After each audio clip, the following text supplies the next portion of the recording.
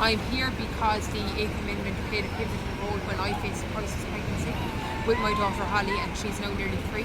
Um, I'm so thankful to the pro-life movement in Ireland and for the Eighth Amendment for her life, so that's why I'm here. The strike for appeal, I don't know. I mean, I think it's so sad that like in the 21st century that we don't want to give women real options. I mean, really liberating women is saying you can do it. Like, you know, even if it's at a difficult time, that you can do it. That you can have your baby.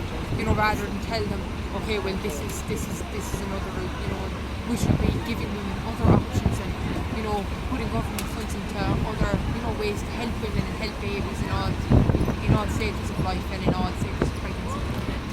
There's never any medical reason to definitely get an abortion. Every life should be cherished. I mean, I can't determine like, you know, who should have a baby, like, you know, who should, you know, continue their pregnancy. I mean, every life deserves a chance. You know, every like there's dignity